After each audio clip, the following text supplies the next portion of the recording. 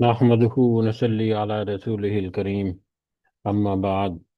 أعوذ بالله من الشيطان الرجيم. بسم الله الرحمن الرحيم. رب اشرح لي صدري ويسر لي أمري واحلل عقدة من لساني يفقه قولي. رب يسر ولا تعسر وتمم بالخير. اللهم لا سهل إلا ما جعلته سهلا وأنت تجعل الحزن إذا شئت سهلا. اللهم انفعنا بما علمتنا وعلمنا ما ينفعنا وزدنا علما. آمین یا رب العالمین۔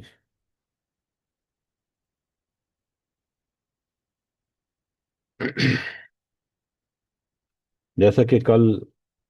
ہم نے تذکرہ کیا تھا، اور کل کا ہمارا جو موضوع تھا طلاق کے متعلقہ کچھ اہم اور ضروری معلومات، اور طلاق کا ہمارے معاشرے پر اثر، اور طلاق کو ایک ناپسندیدہ چیز ہونے کے باوجود اللہ تعالیٰ نے حلال کیوں قرار دیا، اس کے بارے میں ہم نے کچھ بنیادی یا کچھ ضروری معلومات جو ہیں وہ کل ہم نے سمجھنے کی کوشش کی کہ طلاق ایک ایسی چیز جو کہ ناگوار ہے، جو کہ دلوں پر بوجھل ہے، جو کہ ایک ناپسندیدہ عمل یا ایک ناپسندیدہ لفظ بھی ہے، لیکن اللہ تعالیٰ نے اس کو انتہائی ناپسندیدہ ہونے کے باوجود اس کو حلال کیوں قرار دیا، اس کی حکمت جو ہے اس کے بارے میں کچھ اینگل جو ہیں ان کو سامنے رکھ کر ہم نے کل سمجھنے کی کوشش کی تھی کہ اللہ تعالیٰ کی کیا حکمت ہے۔ اور اگر ہم وسیع معنوں میں دیکھیں تو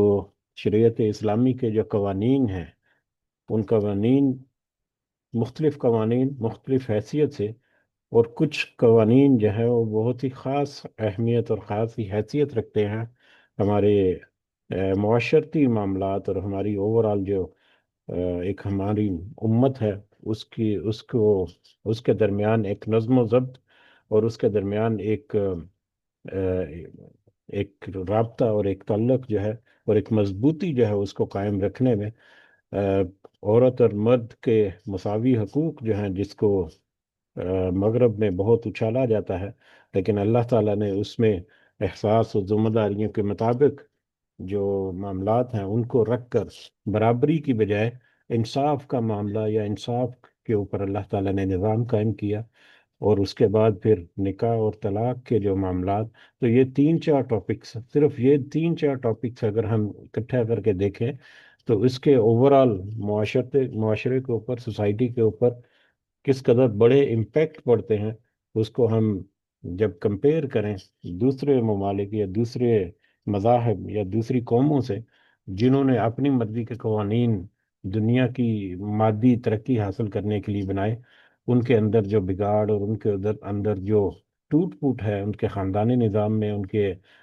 اخلاقی اور معاشرتی دیگر معاملات میں، تو وہ ہمارے سامنے آتا ہے۔ اللہ تعالیٰ کی حکمت اس سے سامنے آتی ہے، اس میں نظر آتی ہے۔ لیکن افسوس کے ساتھ کہ اکثر اوقات جو ہے وہ ہم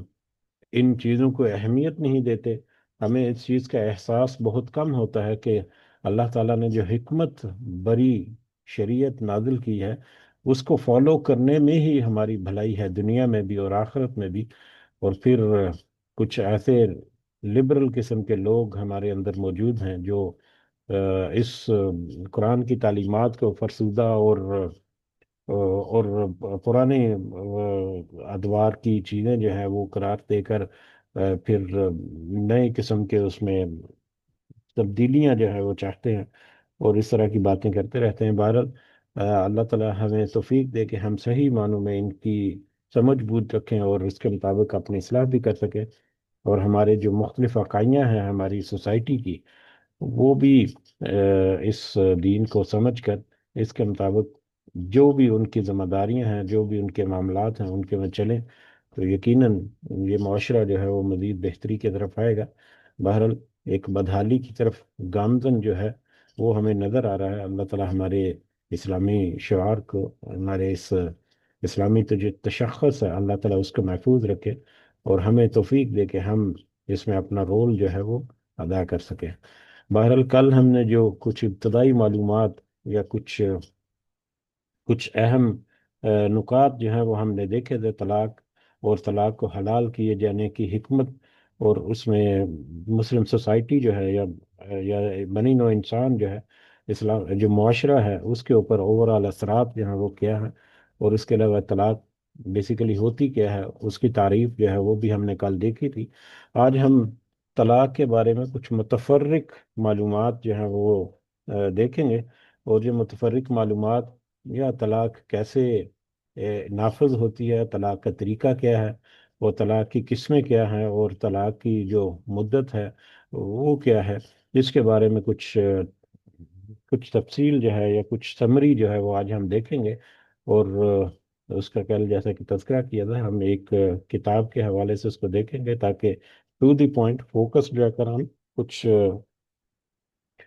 بنیادی چیزیں جو ہیں ان کو ہم اپنی نظر سے گزار سکیں۔ تو بہرحال آج کا ہمارا سبق جو ہے طلاق کے بارے میں متفرق معلومات جو ہیں وہ ہم دیکھیں گے۔ سب سے پہلے ہم صحیح مسلم کی ایک حدیث کا تذکرہ کرتے ہیں، جس میں نبی کریم صلی اللہ علیہ وسلم نے ارشاد فرمایا، ابلیس کا تخت پانی پر ہے، جہاں سے وہ پوری دنیا میں اپنے لشکر روانہ کرتا ہے، اور اسے سب سے زیادہ عزیز وہ شیطان ہوتا ہے جو سب سے بڑا فتنہ بپا کر کے واپس آتا ہے اور کہتا ہے کہ میں نے فلاں فلاں کارنامہ سر انجام دیا۔ ابلیس کہتا ہے تو نے کچھ نہیں کیا۔ پھر دوسرا آتا ہے کیا، وہ کہتا ہے میں نے فلاں فلاں مرد اور عورت کے پیچھے پڑا رہا، حتیٰ کہ دونوں کے درمیان علیحدگی کرا دی۔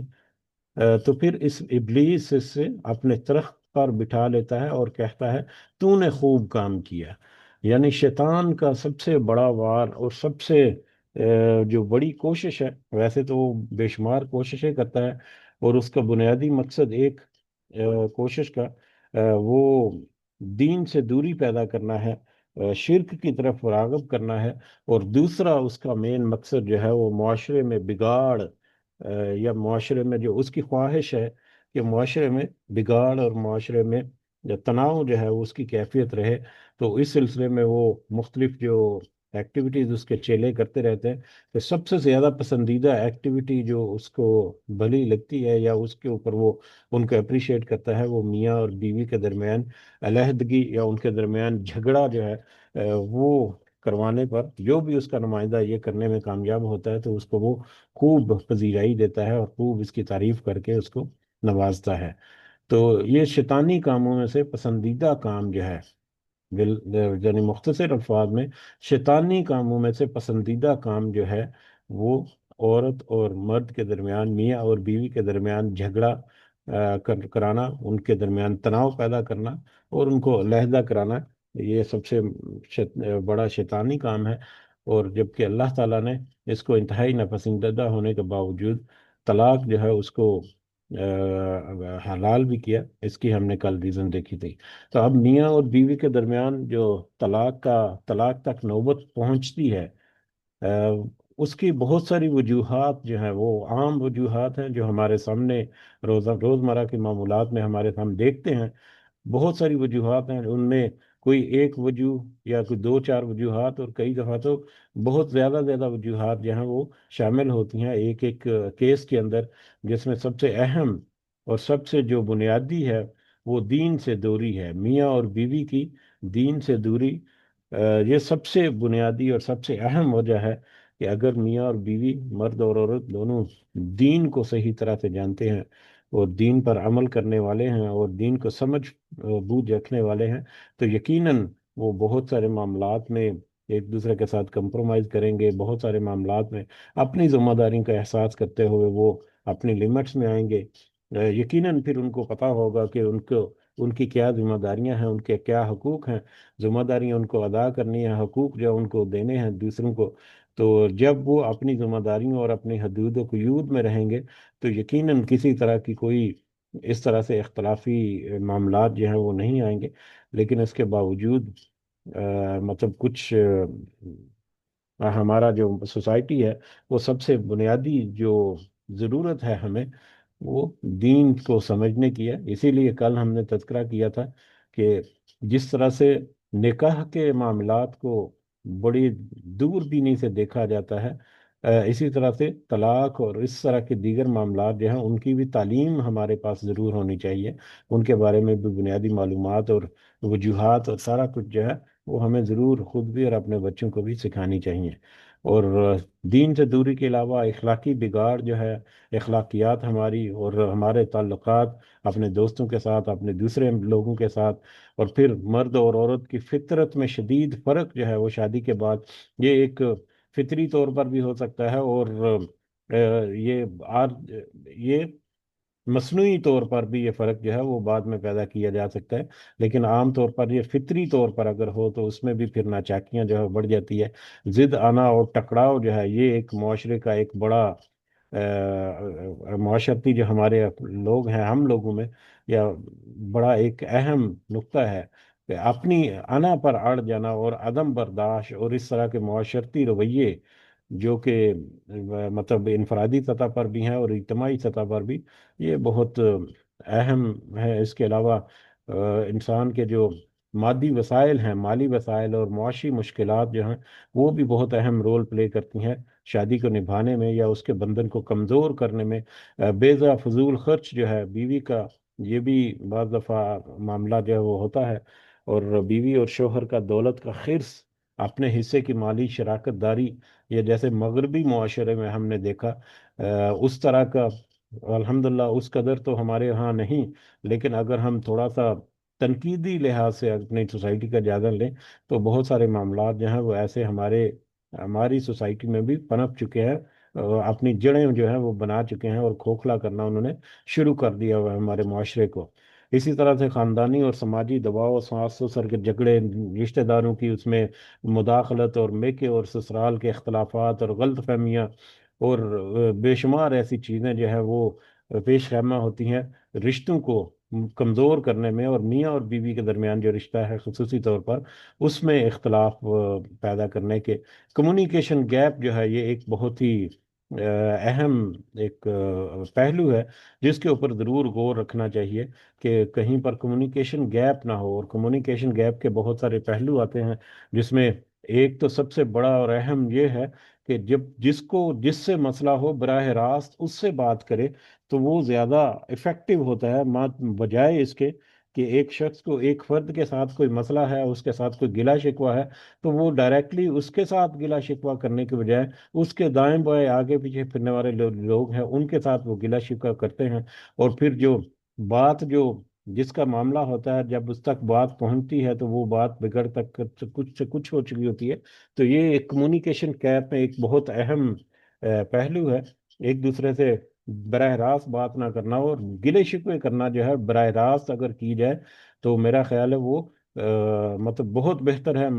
بجائے اس کے کہ ارد گرد کے لوگوں کے ذریعے سے گلے شکوے پہنچائے جائیں۔ تو یہ ایک بہت بڑا ہمارا ایک سماجی اور مسئلہ ہے ہمارے خاندانی نظام میں یا ہمارے آپس کے تعلقات میں۔ اس کے علاوہ دیگر بہت ساری جو چیزیں ہیں، اور میاں اور بیوی کی آپس کی انڈرسٹینڈنگ اور کمپرومائزنگ جو ٹیکٹس ہیں وہ بہت کاؤنٹ کرتے ہیں۔ میاں اور بیوی آپس میں اگر کوئی روزانہ جب گاڑی چلتی ہے تو اس میں کچھ اونچ نیچ آتی رہتی ہے، تو اس کے مطابق ہمیں اپنے اپنے معاملات میں لچک لے کر آنی ہے۔ بہت ساری بے شمار مثالیں جو ہم دی سکتی ہیں، کہتے ہیں عورت اور مرد جو ہے وہ ایک گاڑی کے دو پہیے ہیں، تو جب گاڑی چلتی ہے روڈ کے اوپر تو ہم دیکھتے ہیں کہ گاڑی کے ٹائر جو ہیں اس کے وائبریشن، اس میں مطلب شاک ابزرور لگائے ہوتے ہیں۔ وہ شاک ابزرور کیا ہیں کہ اس کے راستے میں آنے والی جو چھوٹی موٹی رکاوٹیں ہیں اس کو وہ ایبزرو کرتے ہیں تاکہ اس میں جو پیسنجر سوار ہے اس کو زیادہ تکلیف نہ ہو یا وہ کمفرٹیبل رہے۔ تو عورت اور مرد اگر انسانی گاڑی کے دو پہیے ہیں تو راستے میں چلنے والی چھوٹی موٹی رکاوٹیں جو ہیں ان کو ایبزرو کرنا جو ہے وہ ان کی ذمہ داری میں شامل ہونا چاہیے۔ بہرحال بے شمار چیزیں ایسی ہیں جس کو ہم اگر تھوڑا سا سمجھنے کی کوشش کریں مختلف پہلوؤں سے تو وہ ہمارے سامنے آتی ہیں، اور ہمیں اپنی اصلاح کی ضرورت یقیناً اس میں ضرورت نظر آتی رہتی ہے۔ اور خاص کر میاں اور بیوی کے درمیان کمپرومائزنگ، یا ایک ان کے درمیان کوئی دفعہ جو کامیاب جوڑے ہیں जो कामयाब मियाँ और बीवी का जो रिश्ता है, उनको अगर हम थोड़ा सा गहरा मुताला करें तो उसमें ये एक बहुत ही अहम चीज़ है। बहुत ही अहम उनका एक पहलू होता है कि वो एक दूसरे के साथ कंप्रोमाइज़ करते हैं। अगर मियाँ जो है वो बहुत गुस्से में है तो बीवी जो है वो थोड़ा सा नरम रहती है, या बीवी जो है वो थोड़ा सा कंप्रोमाइज करती है। इसी तरह से बीवी अगर बहुत तैश में आ चुकी है तो मर्द जो है वो थोड़ा सा अपने मामलात में, और फिर थोड़ी सी कंप्रोमाइजिंग के कुछ थोड़ा बहुत दूसरे को मतलब फैसिलिटेट करने के लिए अपना कुछ छोड़ भी दिया या अपने आप को कुछ पीछे भी कर लिया। तो ये बहुत सारी चीज़ें, ये बहुत अहम नुक्ता है इस ताल्लुक को निभाने के लिए ज़िंदगी के। और इसके अलावा जिस्मानी और जज्बाती कैफियत और नाचाकियाँ वगैरह जो है वो भी बहुत अहम रोल प्ले करती हैं कि मर्द और औरत आपने अपने आपस के मामलात जो हैं उनको किस कदर वो बेहतर करते हैं और किस कदर एक दूसरे को सपोर्ट करते हैं। बदगुमानी और शकूक वगैरह, और आजकल मोबाइल और सोशल मीडिया जो है ये बहुत ज़्यादा एक रोल जो है वो प्ले करने लग गया है, और बहुत ही नेगेटिव असरात जो है वो अक्सर इसके हमारे रिश्तों पर आते हैं। और इस रिश्ते को भी इसने बहुत बुरी तरह मुतासर किया, मियाँ और बीवी के रिश्ते को। और इसी तरह से अगर कोई शराब नोशी नशा आवर चीज़ें इस्तेमाल जो आम तौर पर ये मर्दों में ऐसी चीज़ें होती हैं जो कि बहुत बुरे साइड इफ़ेक्ट जो है वो डालती हैं। लेकिन मतलब इसका भी हमें बहुत अच्छी तरह से एहसास और अंदाज़ा होना चाहिए। और सबसे अहम जो चीज़ है कि शादी से पहले की बात गलत सोचें और फैसले जो हैं वो इज़दवाजी जिंदगी की नाकामी का बायस बनते हैं। शादी से पहले बहुत सारी चीज़ों को देखा जाता है, लेकिन जब उनको देखा जाता है तो हम उसमें दीन की जो अहमियत है उसको आमतौर पर नज़रअंदाज कर लेते हैं, या उसको हमने एक सेकेंडरी चॉइस के तौर पर रखा हुआ है। अपने प्रोफाइल में तो सबसे ऊपर हो सकता है हम यही लिखें कि हमें बड़ी दीनदार किस्म की फैमिली, लड़का या लड़की चाहिए। लेकिन जब प्रैक्टिकली उसको देखने के लिए जाते हैं तो हम दूसरी चीज़ों को ज़्यादा तरजीह देते हैं। दीन को हम एंड पर जाकर कहीं देखते हैं कोई है भी है कि नहीं, मुसलमान भी है कि नहीं, बस इतना भी देख लें तो काफ़ी होता है। अक्सर हमारे यहाँ पर ये होता है। तो ये एक शादी से पहले की जो मामलात हैं वो बहुत अहम रोल प्ले करते हैं। और बाज़ दफ़ा सिर्फ मालो दौलत को मयार बनाकर शादी कर ली जाती है। बाज़ दफ़ा फिर ज़बरदस्ती शादी जो है वो भी एक बड़ा क्रिटिकल पहलू है। दीनदारी को नज़रअंदाज कर लेना, या बतौर ख़ास ये एक बहुत अहम पहलू है कि किसी खराबी को महज ये सोचकर कबूल कर लेना कि शादी के बाद ठीक हो जाएगा। कई दफ़ा होता है कोई लड़का जो है उसमें कोई, हाँ आम तौर पर लड़के में ये ऐसी चीज़ें देखी जाती हैं, लेकिन लड़कियों की सूरत में भी बहुत सारी बातें जो हैं वो ऐसी हो जाती हैं कि कुछ थोड़ा नशा नुशा करता है या कोई शराब पीता है या कोई ऐसी बुरी आदतें या बुरी सोहबत में वो उठता बैठता है। और फिर शादी से पहले सोचा जाता है कि नहीं अभी वो मतलब शादी की जिम्मेदारियां जब आएंगी तो वो ठीक हो जाएगा। मतलब होश ठिकाने आ जाएगी शादी के बाद, जब शादी की जिम्मेदारियां उसके पर ऊपर आएंगी। लेकिन अक्सर औकात, बाज दफा ये बात दुरुस्त भी साबित होती है, लेकिन अक्सर औकात ये गलत फहमी ही साबित होती है। तो लिहाजा इस तरह के मैटर जो हैं उनको बतौर ख़ास अगर शादी से पहले हमारे सामने आ जाए तो उनको ज़रूर मतलब टैकल करना चाहिए। उनको ज़रूर बड़ी बारीक बीनी से उसकी छानबीन और नजर षानी जो है उसके ऊपर करनी चाहिए। ऐसी बेशुमार वजूहात होती हैं जो पहले से मौजूद होती हैं शादी से पहले, मगर उन पर गौर और तवज्जो ना करने की वजह से बाद में रिश्ते टूटने का सबब बन जाती हैं। तो ये कुछ बुनियादी वजूहात या कुछ ऐसी चीज़ें थी जो कि पेश खैमा होती हैं एक मियाँ और बीवी का जो ताल्लुक है आपस का, उसको ख़त्म करने में या उसमें बिगाड़ पैदा करने में या उसमें तनाव जो है वो लेकर आने में या उसमें दरारें डालने में। ये बहुत अहम है। इनमें से अक्सर जो है वो हमारे घरों में पाए भी जाते हैं। लेकिन वो मर्द और औरत जो कुछ कंप्रोमाइज़ करते हैं, वो मर्द और औरत जो कुछ लचक दिखाते हैं, कुछ मतलब अपने मामलात को नरमी के साथ डील करते हैं, थोड़ा सा कभी बैक फुट पर चले गए कभी फ्रंट फुट पर आ गए, तो जो भी इस तरह से बड़ा मतलब समझ बूझ कर अपनी जिंदगियों को गुजारते हैं, यकीनन वो कामयाबी हासिल करते हैं। लेकिन जहाँ पर सख्ती बरकरार रखने की कोशिश की जाती है वहाँ पर वो बिगाड़ जो है वो अक्सर जो है वो टूट जाते हैं। वो कहते हैं कि शीशा जो है اس میں دراڑ آ جائے تو اس دراڑ کو توڑا نہیں جا سکتا۔ تو عورت اور مرد کے درمیان جو ایک اعتماد ہے، اس اعتماد کے دراڑ جو ہے اس سے بھی ہمیں جہاں تک ممکن ہو اس سے بچنا چاہیے، اس سے ضرور ہمیں مطلب اجتناب کرنا چاہیے کہ کسی طرح سے کوئی ٹھیس نہ پہنچے اعتبار کو، اعتماد کو، کیونکہ ایک دفعہ دراڑ اگر پڑ گئی تو وہ دراڑ کبھی فل نہیں ہو سکتی۔ اور اس کے علاوہ اگر ہم روزمرہ کی مثالوں سے دیکھیں تو ہم دیکھتے ہیں کہ یہ جو چھت جو ہے جو ڈالی جاتی ہے، کنکریٹ کی جو چھت ڈالی جاتی ہے گھروں کے اوپر، تو وہ چھت کے اندر سٹیل جو ہے، لوہا جو ہے، لوہے کے سریے جو ہے وہ ڈالے جاتے ہیں، سٹیل بار، ایبار اس کو بولتے ہیں، وہ ڈالے جاتے ہیں۔ لوہا جو ہے وہ نرم ہوتا ہے، لوہا ظاہری طور پر بہت ہی ایک مضبوط دھات ہے، ظاہری طور پر لوہے کی مضبوطی کی ہم مثال دیتے ہیں، لیکن اس کی بہترین کوالٹی ایک یہ ہے کہ وہ لچک اس میں ہوتی ہے۔ جبکہ کچھ اور دوسری دھاتیں جو ہیں جن کو مثلاً کاسٹ آئرن کر کے بھی ایک ہے، وہ لوہے سے کہیں زیادہ مضبوط ہوتی ہے، لوہے سے کہیں زیادہ مضبوط دھات ہوتی ہے، یا اس کو دھات مضبوط بنا دیا جاتا ہے، لیکن اس کی خرابی یہ ہوتی ہے کہ وہ لچک اس میں نہیں ہوتی، اس کے اوپر ایک خاص مطلب وزن سے زیادہ اس کے اوپر اگر لوڈ ڈال دیا جائے تو وہ ٹوٹ جاتا ہے، وہ لچک نہیں دکھاتا۔ لیکن جو لوہا ہے، سٹیل جس کو ہم کہتے ہیں، آئرن جس کو ہم اردو میں عام زبان میں انگلش میں کہہ دیتے ہیں، اس کی یہ خوبی ہوتی ہے کہ وہ وزن کو برداشت کر کے تھوڑا سا لچک دکھاتا ہے، تاکہ جو بھی اس کے اوپر چیز کھڑی ہے اس کو وہ سہارا دے سکے میکسیمم جتنا ہو سکے۔ تو اسی طرح سے عورت اور مرد اور میاں اور بیوی کے درمیان رشتہ جو ہے وہ انتہائی مضبوط ہونا چاہیے لوہے کی طرح، لیکن اس میں اس لوہے کی طرح لچک بھی ہونی چاہیے کہ کہیں پر اگر کمپرومائز کرنا پڑے، کہیں پر تھوڑی سی لچک دکھانی پڑے تو لچک دکھائیں، تاکہ وہ جو رشتہ ہے وہ برقرار رکھے، تاکہ اس میں دراڑ نہ آنے پائے، تاکہ اس میں تاکہ اس میں ٹوٹ پھوٹ نہ آ جائے۔ دونوں چیزیں ہیں، جو شیشہ جو اس کو ہم مثال دی، اس میں بھی دراڑ آنے کی وجہ یہ ہے کہ اس میں لچک نہیں ہوتی۔ اسی طرح سے کاسٹ آئرن یا اس طرح کی دیگر دھاتیں جو ہیں ان میں لچک نہیں ہوتی، وہ ٹوٹ جاتے ہیں، لیکن وہ مطلب تھوڑا سا برداشت نہیں کرتے اپنی حد لمٹ سے زیادہ۔ تو ایسی چیزیں جو ہیں ہمارے لیے سبق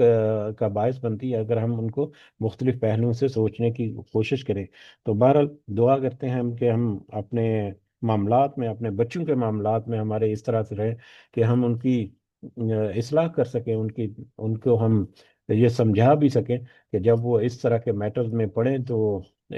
مطلب کمپرومائزنگ اور ایک دوسرے کے ساتھ رہنا سیکھنا جو ہے وہ ایک بنیادی ضرورت ہے ہماری، اس کی تعلیم دینا اور اس کو ترغیب دینا جو ہے، خاص کر شادی سے پہلے جو ہے، تاکہ رشتہ جو ہے وہ اس میں دراڑ پڑنے ہی نہ دی جائے، تاکہ وہ رشتہ جو ہے مضبوط سے مضبوط ہوتا چلا جائے۔ آگے بڑھتے ہیں، اور جیسا کہ کل ہم نے تذکرہ کیا تھا کہ طلاق کے بارے میں ہم کچھ مختلف جو مطلب اس کا طلاق جو ہے وہ کیسے نافذ کی جاتی ہے، اس کا طریقہ کار کیا ہے، اور اس کے مطلب کا کچھ مسائل جو ہیں ان کو ہم تھوڑا سا ہلکا پھلکا ریویو کرتے ہیں۔ تو طلاق کی مختلف قسمیں کون سی ہیں، طلاق دینے کا طریقہ قرآن و حدیث کے مطابق کیا ہے، طلاق اور خلا میں فرق کیا ہے، طلاق کے بعد مہر کی ادائیگی اور واپسی، اور اس جیسے متفرق معلومات کے بارے میں ہم اقبال کیلانی کی کتاب طلاق کے مسائل سے رہنمائی حاصل کرتے ہیں۔ تو یہ اقبال کیلانی، اگر آپ تھوڑا سا دیکھیں تو یہ ایک بہت ہی بڑی علمی شخصیت، بلکہ کیلانی فیملی جو ہے وہ بہت بڑی ایک علمی ہماری جو اسلامی تعلیم ہے اس کے اعتبار سے ایک بہت بڑی اور بہت ہی معتبر فیملی ہے۔ تو محمد اقبال کیلانی، یہ در حقیقت اقبال کیلانی نے تفہیم السنہ کے نام سے ایک پوری سیریز ہے ان کی، تفہیم السنہ۔ اس میں تقریباً میرا خیال ہے 27 یا 29 بکس ہیں، 27 یا 29 کتابیں ہیں چھوٹی چھوٹی، مختلف موضوعات پر، طلاق کا ہے، نکاح کے مسائل ہیں، روزہ کے مسائل ہیں، حج کے معاملات ہیں، نماز کے بارے میں، اس میں بچوں کے ساتھ بھی مطلب 27 یا 29 کتابوں کی ایک پوری سیریز ہے، اور بہت ہی خوبصورت انداز میں انہوں نے یہ پوری سیریز جو ہے وہ ترتیب دی ہے اس میں رمضان کے مسائل جو ہیں اس کے بارے میں ہم نے ایک رمضان میں پوری کتاب جو ہے اس کو ہم نے 2 دن میں اس کا کریش کورس جس کو ہم کہہ سکتے ہیں مطالعہ ہم نے کیا تھا. تو بہت ہی ٹو دی پوائنٹ اور اتھینٹک احادیث کے ذریعے سے یہاں پر تفہیم السنہ کے نام سے یہ پوری سیریز ہے. اگر آپ اس کو ڈاؤن لوڈ کرنا چاہیں تو آپ ضرور ڈاؤن لوڈ کر سکتے ہیں. آن لائن یہ ویب سائٹ پہ مختلف سب ویب سائٹ پہ اویلیبل ہے. اس کے علاوہ یہ کتاب جس سے ہم تھوڑا سا آج اس کے کچھ صفحے جو ہیں ان کو ہم آج تھوڑا سا جہاں پر سکرول ڈاؤن کریں گے. باقی یہ کتاب جو ہے یہ میں آج اپنے جو واٹس ایپ پہ گروپ ہے اس میں شیئر بھی کر دوں گا. آپ اس کو ضرور اسٹڈی کریں, اس کا مطالعہ کریں, اور اس میں آپ کو بہت ہی مطلب اہم معلومات جو ہیں اتھینٹک جو احادیث جو ہیں ان کی روشنی میں ہمیں ملے گی. تو بہرحال اس کتاب سے ہم رہنمائی لیتے ہوئے اس کے کچھ سمری پوائنٹ جو ہیں انہوں نے تذکرہ کیے کتاب کے شروع کے کچھ صفحات میں. ان سمری پوائنٹس کو ہم اپنے سامنے رکھ کر اپنی نظر سے گزارتے ہیں. تو اس کے مطابق ہم دیکھیں گے ٹو دی پوائنٹ ہم کچھ چیزیں جو ہیں وہ ہمارے سامنے آئیں گی. تو سب سے پہلے یہاں پر طلاق کا مسنون طریقہ جو ہے, طلاق اور نکاح اور طلاق کے مسائل جنہیں قرآن مجید میں حدود اللہ قرار دیا ہے, بے شک بیشتر لوگ ان سے لا علم ہیں اور اس وقت تک انہیں جاننے کی ضرورت ہی محسوس نہیں کرتے جب تک انہیں جاننے کی مجبوری نہ بن جائے. طلاق کی نوبت تو ہمیشہ لڑائی جھگڑوں کے باعث ہی پیش آتی ہے جو دن رات کا چین اور سکون ختم کر دیتے ہیں, لیکن طلاق کے مسائل سے لا علمی ان پریشانیوں میں مزید اضافے کا باعث ہوتی ہے. تو یہ چیزیں جو ہیں عام طور پر یہ ہم پڑھتے بھی نہیں, پڑھاتے بھی نہیں. خاص کر اپنے بچوں کو جو تعلیم دینی ہے اس میں ان چیزوں کو ایک خاص توجہ کے ساتھ شامل کرنا چاہیے, خاص اینگل کے ساتھ اس کی ضرور مطلب تفصیلات جو ہیں وہ ہونی چاہیے نکاح کے بارے میں بھی اور طلاق کے بارے میں بھی, کیونکہ طلاق کے بارے میں بہت ساری غلط فہمیاں خدا نخواستہ خدا نخواستہ خدا نخواستہ جب کوئی ایسے چکر میں پڑتا ہے. ہم اپنے معاشرے کے افراد کو اگر دیکھ لیں تو جب وہ ان معاملات میں پھنستے ہیں تو پھر وہ ادھر ادھر رابطہ کرنا شروع کر دیتے ہیں کہ اس کا یہ مسئلہ ہے, اس کا یہ مسئلہ ہے, اس کا یہ مسئلہ ہے, کیا کرنا چاہیے کیا نہیں کرنا چاہیے. اور جب وہ اس طرح سے بڑھتے ہیں تو پھر مختلف طبقہ فکر کے لوگ جو ہیں وہ ان کے سامنے آتے ہیں, مختلف طرح کی رائے آتی ہیں جس میں پھر وہ کنفیوز بھی ہوتے ہیں, اور پھر اس میں بجائے اس کے کہ بعض دفعہ پیچیدگیاں کم ہو, وہ پیچیدگیاں جو ہیں وہ اکثر جو ہے وہ بڑھ جاتی ہیں, زیادہ ہو جاتی ہیں. تو لہذا طلاق اور نکاح کے معاملات اور ان کی تعلیم جو ہے وہ ہماری بنیادی تعلیم جو ہے اس میں شامل ہونا چاہیے, اس کا حصہ ہونا چاہیے. تو بہرحال یہاں پر طلاق کا مسنون طریقہ اور اس کی عام فہم انداز میں کچھ وضاحت جو ہے وہ یہاں پر بلٹ پوائنٹس کی شکل میں ہے. اور اس کے بعد پھر یہ بات کتاب یہ سکرول ڈاؤن کریں گے پوری کتاب تو اس کو آپ دیکھیں گے کہ بہت تفصیل کے ساتھ بعد میں پھر بہت سارے معاملات کو تذکرہ کیا گیا. اور زیادہ بڑی کتاب نہیں ہے, 107 پیجز پر مشتمل یہ کتاب ہے جس کو آج میں انشاءاللہ اس ہماری اس مجلس کے بعد شیئر کر دوں گا. دیکھوں گا, میرا خیال ہے میرے موبائل میں ہوگی تو میں شیئر کر دوں گا, ادروائز پھر تھوڑا بعد میں اس کو میں ضرور شیئر کر دوں گا آج انشاءاللہ. تو اس کے جو مختلف پہلو ہیں اس کو اگر ہم دیکھیں تو طلاق کے بعد اہم مسائل, دوران حیض طلاق دینا منع ہے. حیض اور عدت کے معاملات جو ہیں وہ ہم نے پچھلے اپنے سبق میں تھوڑا سا اس کو تذکرہ کر لیا تھا. دوران حیض طلاق دینا منع ہے. اگر بیوی سے دوران حیض جھگڑا ہوا ہو اور مرد طلاق دینا چاہے تب بھی مرد کو حیض ختم ہونے تک انتظار کرنا چاہیے. کل ہم نے ہلکا سا تذکرہ کیا تھا کہ طلاق جو ہے نکاح کی طرح ایک سوچے سمجھے منصوبے کے تحت مطلب ہماری سنت اور ہماری جو شریعت ہے اس کے طریقے کو جب ہم دیکھیں تو باقاعدہ پلاننگ کر کے یہ پورا پروسیس جو ہوتا ہے, مطلب غصے میں آئی ہوئی اور مطلب جذباتی کیفیت میں جو معاملات ہو جاتے ہیں اس میں طلاق امپلیمنٹ تو ہو جاتی ہے, نافذ تو ہو جاتی ہے, لیکن وہ کمزور اور ناقص ہوتی ہے اور خلاف سنت ہوتی ہے. نبی کریم صلی اللہ علیہ وسلم نے انہوں نے بہت اس کے اوپر غصہ فرمایا تھا جس کی حدیث جو ہے وہ ہم آج آگے جا کر تھوڑا سا تذکرہ کریں گے. تو لہٰذا ہمارے ذہنوں میں یہ بھی ہونا چاہیے, ہمارے بچوں کے ذہنوں میں خدا نہ خواستہ اگر کوئی ایسا معاملہ آتا ہے تو نکاح کی طرح طلاق بھی باقاعدہ ایک پلانڈ پروسیس ہے, نہ کہ ایک جذباتی فیصلہ کو سڈنلی بس ایک ہی لمحے میں فیصلہ کیا اور دوسرے لمحے میں اس کو ایگزیکیوٹ کرنے کی کوشش کر دی گئی. دوبارہ خیز پیریڈ جو ہے اس کے ختم ہونے تک انتظار کرنا چاہیے مرد کو، اور پھر جس طہر میں طلاق دینی ہو، حیض ختم ہونے کے بعد طہر جب شروع ہو جائے تو طہر میں طلاق دی جاتی ہے۔ طہر یعنی پاکی کا پیریڈ، جبکہ عورت جو ہے وہ نماز پڑھنا اپنے اس پیریڈ کے درمیان بعد شروع کر دیتی ہے، تو وہ طہر کا پیریڈ ہے۔ جس طہر میں طلاق دینی ہو اس طہر میں جماع کرنا منع ہے۔ یاد رہے کہ ایام حیض کے علاوہ باقی ایام جن میں عورت نماز ادا کرتی ہے اسے انہیں ایام طہر کہا جاتا ہے۔ یعنی جس طہر میں طلاق دینا مقصود ہو، وہ اس طہر میں پھر جمع کرنا یا جسمانی تعلقات جو ہیں وہ منقطع کر دینے ہیں، جب تک کہ طلاق کے بارے میں آگے جو رجوع جو ہے وہ فائنل سٹیجز میں نہ جائے۔ تو طلاق جو ہے وہ امپلیمنٹ ہوگی، طہر جب شروع ہوگا اس وقت جمع کرنے سے پہلے، جسمانی تعلق سے پہلے ایک وقت میں صرف ایک ہی طلاق دینی چاہیے۔ بیک وقت تین طلاقیں دینا بہت بڑا گناہ ہے۔ تین طلاقوں کے بارے میں بھی آگے جا کر تذکرہ آئے گا۔ نبی کریم صلی اللہ علیہ وسلم نے بہت غصہ فرمایا تھا اس شخص کے لیے جس نے ایک وقت میں تین طلاقیں دی تھیں۔ اس میں سے ایک طلاق کو نبی کریم صلی اللہ علیہ وسلم نے قبول کیا تھا، امپلیمنٹ کیا تھا، باقی دو طلاقیں جو ہیں وہ بعد میں پھر اس کے پاس ایک آپشن جو ہے وہ کھلا رہا۔ یہ حدیث جو ہے وہ آگے چل کر آئے گی تھوڑا سا۔ بیوی کو الگ کرنے کے لیے طلاقوں کی زیادہ سے زیادہ تعداد تین ہے، لیکن ایک طلاق سے الگ کرنا ہی شریعت کا معین طریقہ ہے۔ دوسری اور تیسری طلاق کی ضرورت کب اور کیوں پڑتی ہے اس کا ذکر آئندہ صفحات میں آئے گا۔ اب یہاں پر ہمارے ہاں ایک مسکنسیپشن یہ بھی ہے کہ جب تک تین طلاقیں نہیں ہوگی عورت جو ہے وہ دوسری جگہ پر یا دوسرے مرد کے ساتھ شادی نہیں کر سکتی۔ یہ بہت بڑی مسکنسیپشن ہے جس کو ہمیں مطلب ضرور دور کرنا چاہیے۔ جب آگے جا کر ہم دیکھیں گے کہ طلاق جو ہے وہ پہلی طلاق ہو گئی جب، تو اس کے بعد جب میاں بیوی عدت کے بعد پہلی طلاق کی جو عدت ہے تقریباً 3 مہینے یا 3 پیریڈ کا جو دور ہے، جب جیسے ہی وہ مکمل ہوتی ہے اور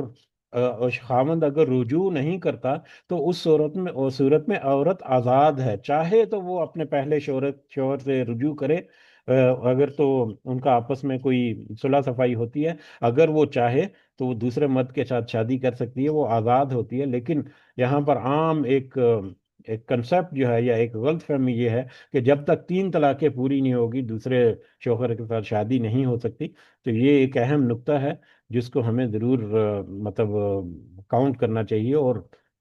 جب بھی ایسے ایسے خدا نہ خواستہ بڑے مجبور ہوتے ہیں وہ لوگ، جیسے معاملات میں پھنسے ہوتے ہیں اور وہ تین طلاقوں کو پھر بڑی اہمیت دیتے ہیں، تو پہلی طلاق ہی کافی ہے کہ عورت جو ہے وہ دوسری جگہ پر شادی کر لے اگر وہ طلاق پوری ہو چکی اور بائن ہو چکی۔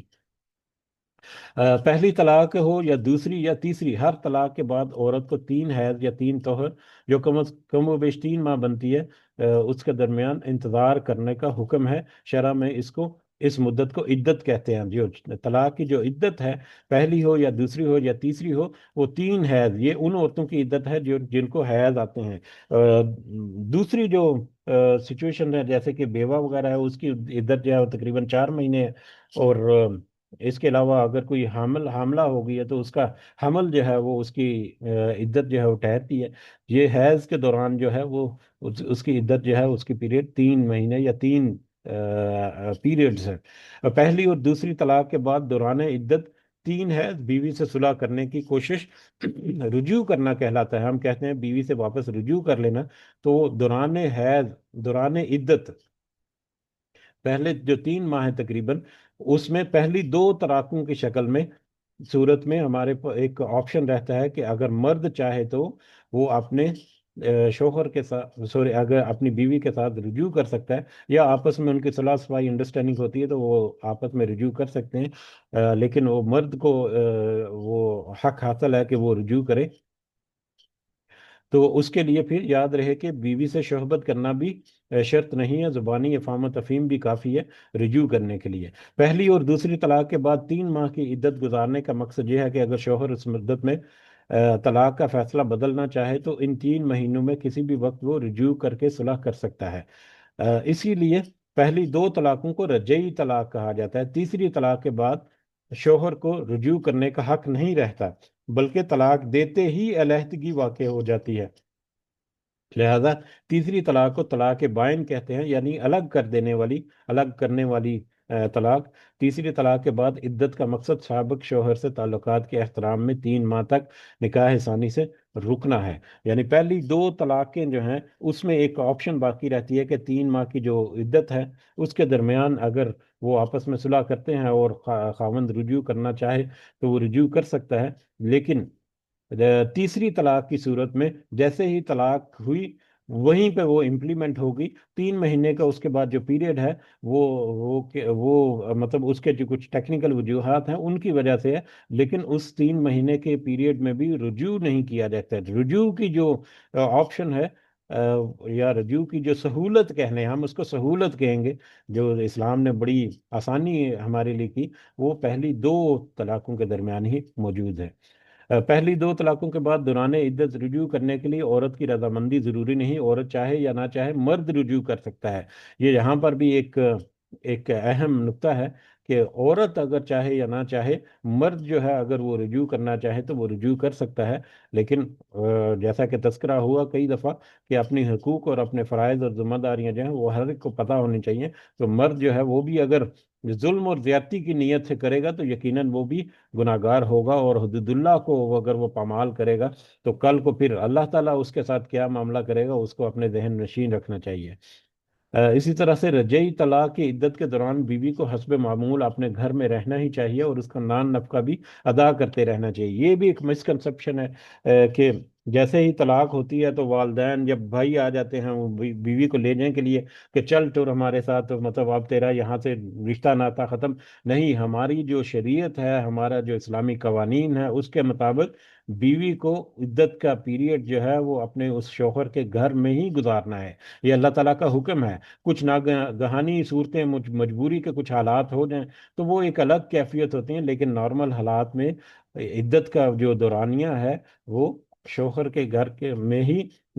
گزارنا یہ ضروری ہے۔ اور اس میں پھر شوہر کی ذمہ داری ہے کہ وہ اپنی بیوی جو ہے، چاہے وہ اس کو طلاق دے چکا، لیکن وہ عدت کے پیریڈ کے دوران اس کا حقوق کا خیال رکھنا وہ شوہر کی ذمہ داری ہوگا۔ تو یہ بھی ایک بہت ہی اہم نقطہ ہے جو کہ جذباتی کیفیت میں آ کر اکثر جو ہے وہ ہم اس کو بھول جاتے ہیں۔ ہماری شریعت ہمیں کیا کہتی ہے، ہمیں اس کا پتہ ہونا چاہیے کہ ہمارے کیا حقوق ہیں، کیا فرائض ہیں، ہمیں کیا کرنا ہے، کب کرنا ہے، کیسے کرنا ہے۔ تو یہ تو کچھ ضروری معلومات تھی جو طلاق جو ہے وہ دینے کے لیے۔ اب ہم اوکے، اس کے علاوہ ہے مسلسل 3 طلاقیں، یعنی ہر ماہ ایک طلاق دینا بھی غیر مسنون ہے۔ ہر ماہ ایک طلاق دینا یہ بھی ایک کنسپٹ جو ہے وہ پایا جاتا ہے کہ مطلب ایک حیض کی پیریڈ گزر گئی تو دوبارہ سے طلاق دے دی، پھر دوسرے حیض کی پیریڈ گزر گئی تو پھر تیسری طلاق دے دی۔ نہیں، ایک طلاق کی عدت جو ہے وہ 3 پیریڈز ہیں۔ تو 3 پیریڈز تک جو ہے وہ صرف ایک ہی طلاق چلے گی۔ 3 پیریڈ گزرنے کے بعد بھی اگر مطلب نہیں ہوتا تو پھر طلاق دینے کی ضرورت ہی نہیں، طلاق ہو چکی، پھر علیحدگی ہو چکی، پھر وہ دونوں آزاد ہیں اپنی اپنی جگہ پر۔ تو لیکن اگر وہ صلح ہو جاتی ہے، رجوع ہو جاتا ہے، تو پھر بعد میں کبھی جا کر اگر خدا نہ خواستہ دوبارہ سے ایسا موقع آتا ہے تو پھر وہ 3 پیریڈ کا ایک موقع جو ہے وہ رہتا ہے ان کے پاس۔ تو دوسرا موقع جو ہے اگر وہ بھی ضائع ہو گیا تو تیسری دفعہ پھر کوئی موقع نہیں ملتا۔ تو ہر مہینے نہیں، 3 ماہ کی عدت جو ہے وہ اس دوران ایک ہی طلاق جو ہے وہ ہوگی، تین یا اس میں زیادہ طلاقیں جو ہیں وہ شمار نہیں ہوں گی۔ اب طلاق کی مختلف صورتیں جو ہیں یہاں پر ان کا تھوڑا سا احاطہ کیا ہے کہ پہلی طلاق جو ہے وہ کیسے ہوگی کہ حیض کا پیریڈ ختم ہوا طلاق کا، جب ارادہ کیا مرد نے تو حیض کا پیریڈ ختم ہونے کے بعد جب طہر شروع ہوا تو اس میں وہ اس کو طلاق کہے گا۔ اس کے طلاق کے بعد پھر ایک حیض اور طہر، پھر دوسرا حیض اور پھر دوسرا طہر اور پھر تیسرا حیض جب آ جائے گا، تیسرا ہے اس میں طہر بھی، پہلا طہر، دو، تین، 3 طہر اور 3 حیض اس میں آ جائیں گے۔ اب 3 طہر اور 3 حیض، تیسرے حیض کے ختم ہونے سے پہلے پہلے تک مرد کے پاس چوائس ہوتی ہے کہ وہ رجوع کر سکے۔ اگر تو اس کے دوران رجوع کر لیتا ہے تو پھر وہ رجوع ہو جائے گا۔ جیسے ہی تیسرا حیض ختم ہوگا تو ان کے درمیان علیحدگی ہو جائے گی، ان کے درمیان اب جو ہے وہ بائن ہو جائے گی، اب ان کا آپس میں رہنا جو ہے وہ ناجائز ہو جائے گا۔ تو 3 حیض، تیسرے حیض کے ختم ہونے تک اس کے پاس آپشن ہے کہ وہ رجوع اگر کرنا چاہے تو وہ رجوع کر سکتا ہے۔ تیسرا حیض ختم ہوا تو پہلی پہلی طلاق تو جیسے ہی اس نے توہر میں طلاق کا لفظ ادا کیا اور طلاق اس نے دی تو طلاق نافذ ہو گئی۔ اس کا مطلب یہ ہے کہ چاہے وہ دوسرے توہر میں یا تیسرے توہر میں جب بھی رجوع کرے گا، رجوع کر لیا اس نے، اس کے باوجود ایک طلاق جو ہے وہ کاؤنٹ ہو جائے گی۔ اگر رجوع نہیں بھی کیا، علیحدگی بھی ہو جاتی ہے، تو علیحدہ ہونے کی صورت میں بھی ان دونوں کے درمیان ایک طلاق جو ہے وہ کاؤنٹ ہو چکی۔ اب ایک طلاق ہو چکی، چاہے اس نے رجوع کیا یا نہیں کیا۔ اگر رجوع کر لیا تو پھر واپس رشتہ تعلق شروع ہو جائے گا، اگر رجوع نہیں کیا تو وہ دونوں علیحدہ ہو جائیں گے۔ ہاں، علیحدہ ہو کر اگر وہ آپس میں صلح صفائی سے دوبارہ نکاح کرنا چاہیں، دوبارہ آپس میں ملنا چاہیں، تو دوبارہ نکاح، نیا نکاح اور نیا مہر کے ساتھ وہ رجوع کر سکتے ہیں۔ ادروائز دوبارہ رجوع نہیں کیا جا سکتا جب تک کہ نکاح نہ ہو۔ تو یہ پہلی طلاق جو ہے وہ اس طرح سے ہے۔ یاد رہے کہ تیسرا حیض ختم ہونے کے بعد عورت کا نکاح ثانی کرنا چاہے، عورت نکاح ثانی کرنا چاہے تو کر سکتی ہے، خواہ سابق شوہر سے ہو یا کسی دوسرے مرد کے ساتھ ہو۔ تو یہ ایک آپشن جو ہے وہ اوپن رہتی ہے۔ یہ ایک مسکنسپشن ہے کہ 3 طلاقیں پوری ہوں گی تو پھر یہ عورت جو ہے وہ دوسری شادی کر سکتی ہے۔ اسی طرح سے دوسری طلاق جو ہے اس میں بھی یہ ہے کہ پہلی طلاق ایک دفعہ اس نے طلاق بول دیا، چاہے وہ اس نے حیض میں رجوع کر لیا، علیحدگی نہیں ہوئی، چاہے وہ علیحدگی ہو گئی، اس کے بعد انہوں نے دوبارہ نکاح کر لیا، اس صورت میں بھی ان کا ایک طلاق جو ہے وہ کاؤنٹ ہو چکی۔ اسی طرح سے وہی سلسلہ جو ہے خدا نہ خواستہ بعد میں جا کر دوبارہ سے ان کے معاملات جو ہے وہ گڑبڑ ہوتے ہیں، تو دوبارہ سے ایگزیکٹلی وہی پروسیس جو ہے وہ فالو ہوگا کہ 3 طہر اور 3 حیض کا پیریڈ جو ہے وہ گزرے گا۔ دوسری طلاق جب وہ کہے گا تو جیسے ہی وہ دوسرا حیض جو ہے وہ ختم ہوگا تو دوسری طلاق جو ہے وہ تیسرا سوری تو طلاق جو ہے وہ امپلیمنٹ ہو جائے گی اور ان کے درمیان علیحدگی ہو جائے گی۔ اب دوبارہ اگر وہ دوسرے دوسرے عدت کے درمیان اگر رجوع کرنا چاہے تو کر سکتے ہیں، اگر عدت ختم ہونے کے بعد اگر رجوع کرنا چاہیں تو دوبارہ سے پھر ان کو نکاح کرنا پڑے گا، نیا نکاح اور نیا مہر جو ہے۔ تو اسی طرح سے دوسری طلاق کے بعد بھی عورت جو ہے اگر رجوع نہیں کیا تو وہ آزاد ہے، چاہے تو وہ پچھلے مرد کے ساتھ صلح صفائی کرنا چاہے اور دونوں کی انڈرسٹینڈنگ ہے تو آ جائے واپس نکاح کر کے، ادروائز وہ آزاد ہے کہ وہ کہیں پر بھی شادی کر سکتی ہے۔ اسی طرح سے جب تیسری طلاق کا میٹر آتا ہے، خدا نہ خواستہ یہ ایک بڑا مطلب بھاری گزرنے والا لفظ ہے جس کو بار بار تذکرہ کرنا بھی بڑا مطلب افسوسناک لگتا ہے۔ بہرحال یہ ہمارے دین کا حصہ ہے کہ ہم ان چیزوں کو سمجھے۔ بہرحال تیسری بات جو ہے، پہلی 2 دفعہ جو ہے وہ ایگزیکٹلی اسی طرح سے ہو چکا، چاہے دوسری دفعہ بھی رجوع کیا یا نہیں کیا یا علیحدگی ہوگی اور پھر واپس نکاح کر کے دوبارہ سے بندھن میں آ گئے، لیکن 2 مرتبہ جب ایسا ہونے کے بعد اب تیسرا موقع جب آ گیا، اب پہلے 2 مرتبہ میں یہ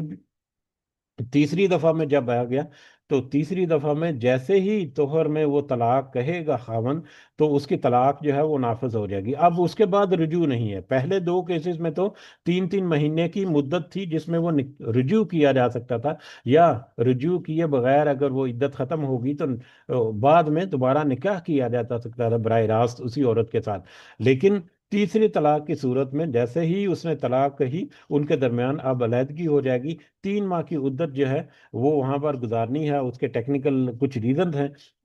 کہ اگر اس کے پیٹ میں کوئی حمل وغیرہ ہے تو وہ ظاہر ہو جائے، یا اس کے علاوہ دیگر بھی کچھ اس کی وجوہات ہو سکتی ہیں، لیکن بہرحال اب رجوع کرنے کا جو موقع ہے وہ ختم ہو چکا۔ اب عورت جو ہے وہ علیحدگی ہی ہوگی 3 ماہ کی عدت کے بعد، اور پھر علیحدگی کے بعد عورت جو ہے وہ دوبارہ کسی دوسرے مرد سے شادی کر سکتی ہے، اور جب شادی کرے وہ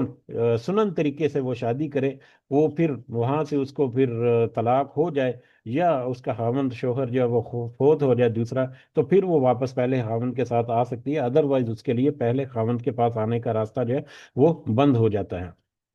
اس کے بارے میں بھی تھوڑی سی معلومات آگے چل کر ہمیں ملیں گی۔ اب اس کے بعد یہ تو ہے وہ طلاق جو کہ خاوند جو ہے یا شوہر جو ہے وہ اپنی بیوی کو دیتا ہے۔ اس کے علاوہ خلا بھی ایک ہوتا ہے۔ خلا جو ہے وہ عورت جو ہے اگر وہ اپنے خاوند سے پیچھا چھڑانا چاہے تو وہ عورت جو ریکویسٹ کرتی ہے اس کو خلا کہتے ہیں۔ اور مرد جو ہے وہ طلاق دیتا ہے اپنی بیوی کو چھوڑنے کے لیے، عورت جو ہے وہ ریکویسٹ کرتی ہے یا درخواست کرتی ہے یا ایک مطالبہ کرتی ہے اپنے خاوند سے، اپنے کچھ براہ راست مطالبہ کرے یا اپنے کچھ صاحب اختیار جو لوگ ہیں ان کے ذریعے سے مطالبہ اگر کرتی ہے عورت تو اس کو خلا کہتے ہیں۔ تو جس طرح شریعت نے مرد کو ناموافق حالات میں طلاق کا حق دیا ہے، اسی طرح عورت کو نامساعد حالات میں مرد سے چھٹکارا حاصل کرنے کے لیے خلا کا حق دیا ہے۔ خلا دینے کے لیے شریعت نے شوہر کو بیوی سے کچھ معاوضہ لینے کی اجازت بھی دی ہے، جو کم و بیش عورت کے حق مہر کے برابر ہونا چاہیے۔ یعنی عورت کا حق مہر جو ہے وہی میکسیمم مقدار ہے، کہ اگر عورت چاہے کہ وہ خلا لے لے اور اس خاوند سے نکلنا چاہے، تو اس صورت میں بھی اگر مرد جو ہے وہ اس کو کرے اور اس کو عدالت وغیرہ جو ہے اس کو حکم دے، تو مرد جو ہے وہ اپنی عورت کو چھوڑے گا، لیکن اس کے پاس مہر کے برابر جو حق ہے صرف وہی ہے کہ اپنا مہر جو اس نے دیا تھا وہ واپس لے لے، اس سے زیادہ عورت سے وہ مطالبہ نہیں کر سکتا۔ ہاں، آپس میں لین دین کے تحت اگر وہ کچھ زیادہ ایک دوسرے کے اوپر کرتے ہیں تو وہ احسان ہے، اس کا ایک اضافی اللہ تعالیٰ کی طرف سے اجر جو ہے وہ ضرور ملتا ہے۔ یہاں پر ایک حدیث جو ہے وہ ہمارے سامنے ہے، یہ صحیح بخاری کی حدیث ہے۔ حضرت ثابت بن قیس رضی اللہ تعالیٰ عنہ کی بیوی نبی کریم صلی اللہ علیہ وسلم کی خدمت میں حاضر ہوئی اور عرض کیا، یا رسول اللہ صلی اللہ علیہ وسلم، میں ثابت بن قیس کی دینداری اور اخلاق میں عیب نہیں نکالتی، لیکن مجھے شوہر کی ناشکری کے گناہ میں مبتلا ہونا پسند نہیں، لہذا مجھے خلا دلوا دیجیے۔ رسول اللہ صلی اللہ علیہ وسلم نے اس سے دریافت فرمایا، کیا تم ثابت کا مہر میں دیا ہوا باغ جو ہے وہ واپس کرنے کو تیار ہو؟ عورت نے عرض کیا، ہاں ہاں یا رسول اللہ صلی اللہ علیہ وسلم۔ چنانچہ نبی کریم صلی اللہ علیہ وسلم نے حضرت ثابت بن قیس کو حکم دیا کہ اپنا باغ واپس لے لو اور اسے آزاد کر دو۔ تو یہ حدیث جو ہے اس سے ہمیں پتہ چلتا ہے کہ اگر میاں بیوی کے درمیان باہمی رضامندی سے خلا کا معاملہ طے نہ پائے، اگر تو خلا عورت جو ہے وہ اپنے خاوند کو کہتی ہے کہ میں خلا لینا چاہتی ہوں، اور اگر ان کا معاملہ جو ہے وہ آپس میں طے نہ پائے، تو ایسی صورت میں عورت جو ہے وہ شرعی عدالت کی طرف رجوع کر سکتی ہے، اور عدالت کو شرعاً اس بات کا پورا اختیار حاصل ہے کہ وہ عورت کو مرد سے خلا دلا کر آزاد کرا دے۔ تو یہ بھی بہرحال ایک پورا پروسیس ہے، اس کو اگر ہم ڈیٹیل سے دیکھیں تو یہ بھی ایک آسانی ہے۔ اگر عورت خلا لینا چاہے تو اس کے لیے بھی کچھ راستے اوپن ہے، لیکن اس کے لیے پھر جس طرح سے مرد اپنی آزادی سے طلاق دے سکتا ہے، اس طرح سے عورت اپنی آزادی سے خلا نہیں، اس کو بیچ میں کچھ اپنے ولی اور کچھ مطلب منصف جو ہیں ان کو بیچ میں شامل کرنا پڑے گا، تاکہ وہ اپنے آپ کو اس خاون سے نجات دلا سکے، یا جو بھی معاملات ہیں۔ اسی طرح سے خلا کے علاوہ بیک وقت تین طلاقیں، یہ بہت ہی اہم اور برننگ ٹاپک ہے اور بہت ہی اختلافی رائے والا ٹاپک ہے۔ یہاں پر تو ہم آج مختصر انداز سے دیکھیں گے، لیکن میں یہ بک جو ہے وہ شیئر کروں گا آپ کے ساتھ جب، تو اس میں آپ دیکھیں گے بڑی تفصیل کے ساتھ مختلف حوالے جو ہیں وہ دیے گئے ہیں کہ کیوں جو ہے وہ تین طلاقیں ایک ہی مجلس کی جو ہیں ان کو نافذ نہیں کیا جا سکتا، اور حضرت عمر نے جو امپلیمنٹ کیا تھا، نافذ کیا تھا، وہ ایک اس کی ریزن کیا تھی، اور اس کو بھی مطلب بعد میں قبولیت جو ہے اس طرح سے نہیں ملی تھی۔ تو یہ ڈیٹیل جو ہے وہ ضرور دیکھ سکتے ہیں۔ اس کے باوجود علماء جو ہیں وہ اپنے اپنے پوائنٹ آف ویوز رکھ کے اختلاف کرتے ہیں۔ ہم علماء کی علمی لیول جو ہے وہاں تک تو ہم نہیں پہنچتے، لیکن ہمیں اپنی سوچ بچار کر کے صحیح اور مسند احادیث جو ہے ان کو سامنے رکھ کے ہمیں بھی کچھ اپنے ذہنوں میں کچھ پوائنٹ جو ہے بننا چاہیے، اس کے مطابق اپنی رائے جو ہے پھر اپنے علماء جو ہیں جس پہ پھر آپ کو تسلی ہو، تشنگی ہو، اس کے مطابق پھر، لیکن اگر تو شخصیت پسندی کے تحت چلنا ہے تو پھر اپنی جو سوچ ہے اس میں بھی ڈنڈی مارنے کا ہوتا ہے۔ کھلے دل سے آپ احادیث کا مطالعہ کریں، اپنے علماء سے مطلب گائیڈ لائنز لیں، اور پھر ایک تسلی کے ساتھ جس نتیجے پر آپ پہنچے اس کے مطابق پھر اپنا معاملات چلیں۔ بہرحال بیک تین طلاقیں جو ہیں، تین طلاق کے معاملے میں سوچ بچار، سنجیدگی اور تحمل سے کام لینے والے مرد کم ہی ہوتے ہیں، اور شرعی احکام کا علم رکھنے والے تو اور بھی کم ہوتے ہیں۔ یعنی تحمل، سنجیدگی، صبر، یہ اس طرح کی چیزیں جو ہمارے معاشرے سے اب آؤٹ ہوتی جا رہی ہیں، بالکل ختم ہوتی جا رہی ہیں۔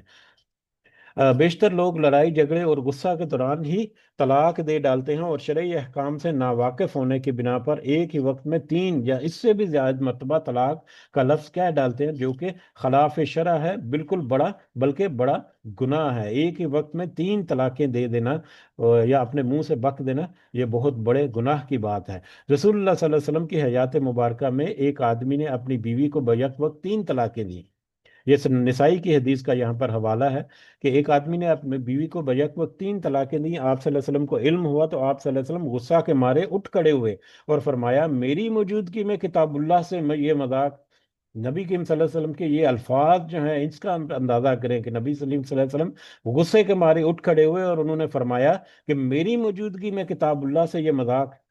ایک شخص نے عرض کیا، یا رسول اللہ صلی اللہ علیہ وسلم، کیا میں اسے قتل کر دوں؟ یعنی اس قدر وہ غصہ ان کا مطلب آیا، یا اس قدر وہ ان کو ناگوار گزری بات کہ میری موجودگی میں کتاب اللہ کے ساتھ یہ لوگ ایسا مذاق کرنا شروع کر دیں، میرے بعد پھر یہ کیا کریں گے؟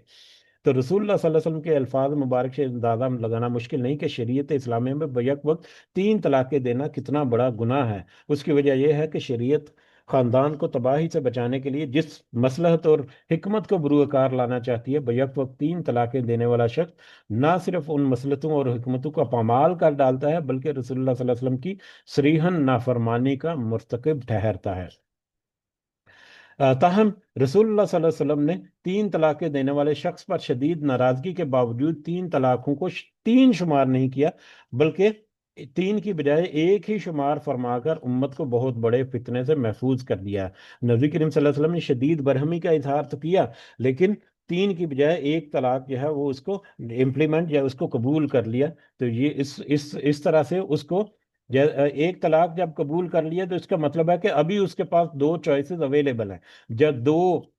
مطلب چانس اس کے پاس ہے کہ پہلی طلاق کے بعد عدت کے پیریڈ جو ہے وہ گزرے تین مہینے کا، تقریباً تین پیریڈز، تو اس دوران میں وہ رجوع کر لے، یا بعد میں دوسری طلاق اگر ہوتی ہے اس کے درمیان، یا پہلی طلاق کے بعد پھر چھوڑ دے، دوسری طلاق اگر ہوتی ہے تو یعنی ایک لمبا پیریڈ جو ہے وہ اس کے پاس اویلیبل ہے کہ وہ سوچ بچار کرے۔ اگر اس نے تین طلاقیں ہی دے دیں تو جیسے اوپر ہم نے تذکرہ کیا، تیسری طلاق